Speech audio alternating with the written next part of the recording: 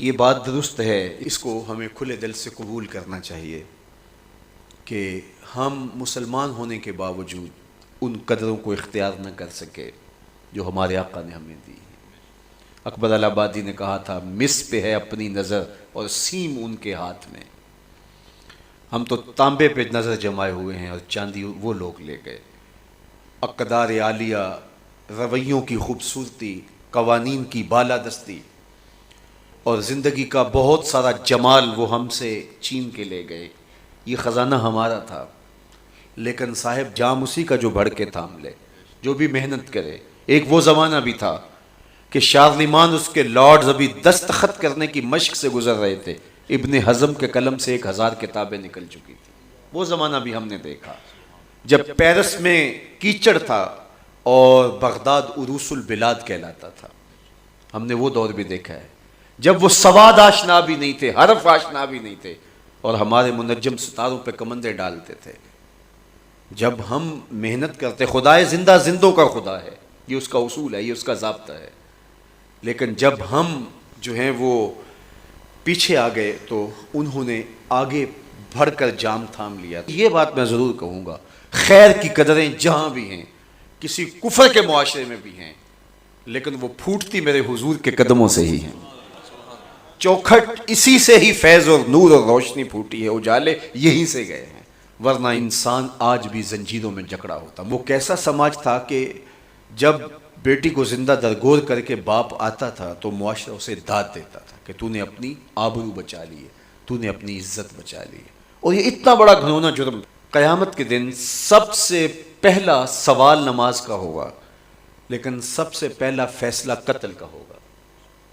دوسرے لفظوں میں یوں کہہ لیجئے، حقوق اللہ میں سب سے پہلے نماز کا سوال ہوگا، اور حقوق العباد میں سب سے پہلا فیصلہ جو ہے وہ قتل کا ہوگا. اور قتل میں بھی وہ بچیاں جو زندہ درگور کی گئی، ان کا مقدمہ پہلے لایا جائے گا. قرآن بتاتا ہے وَإِذَا الْمَوْءُودَةُ سُئِلَتْ بِأَيِّ ذَنبٍ قُتِلَتْ. قبروں میں گڑی ہوئی بچیاں اٹھائی جائیں گی، اللہ کی عدالت ہوگی، ان کے ظالم باپ کٹہرے میں کھڑے ہوں گے. اللہ ان بچیوں سے پوچھے گا بِأَيِّ ذَنبٍ قُتِلَتْ، تمہیں قتل کیوں کیا گیا؟ اب ان بچیوں کو تو پتہ ہی نہیں ہمیں کیوں قتل کیا گیا. ابھی آنکھ کھلنے نہیں پائی تھی کہ بند کر لی گئی، زبان بولنے نہیں پائی تھی کہ نوچ لی گئی، زندگی کا پھول ابھی کھلا ہی نہیں تھا کہ مرجھا گیا. انہیں تو پتہ ہی نہیں ہمارے ظالم باپوں نے یہ قیامت کیوں اٹھائی، یہ غضب کیوں توڑا، ہمارے معصوم دامن پہ کون سا داغ دیکھا کہ ہمارے ظالم باپوں نے ہماری زندگی نوچ لی. کہتے ہیں گڑھا کھودتے تھے، تاریخ پڑھیں، دل آج بھی خون کے آنسو روتا ہے. اور گڑھا کھود کر کے اس میں کھلونے رکھتے اور بچی وہاں بیٹھ جاتی اور کھلونوں سے کھیلنے لگتی، اور وہ اوپر سے ریت ڈالتے، اور وہ بچی پہلے پہل تو اس کو کھیل سمجھتی اور وہ اس کھیل میں خود شریک ہوتی. لیکن جب اس کے کندھوں سے اوپر تک ریت بڑھتی اور اس کی سانس دبنے لگتی، پھر اسے سمجھ آتی یہ کہانی کوئی اور ہے. پھر وہ معصوم اور ننھے ہاتھ جوڑ کے اپنے باپ سے زندگی کی بھیک مانگتی، لیکن ظالم سفاک باپ ریت ڈالتا اور یوں اس کی سسکیاں، اس کی آہیں، اس کی چیخیں، اس کے آنسو اس ریت میں دب جاتے.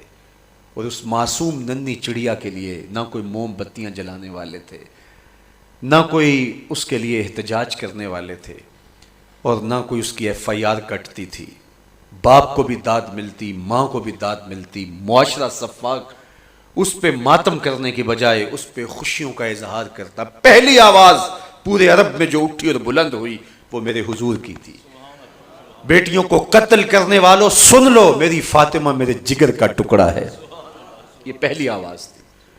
یہ صرف کلمہ محبت ہی نہیں ہے، اس ظالمانہ سماج کے خلاف جو ہے وہ علم جہاد میرے حضور نے بلند کیا.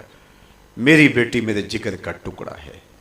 اور کہا جو 2 بیٹیاں 2 بہنیں اللہ کی رضا کے لیے پروان چڑھائے اور ان کا نکاح کر دے، قیامت کے دن وہ یوں میرے نیڑے ہوگا جس طرح یہ 2 انگلیاں کری.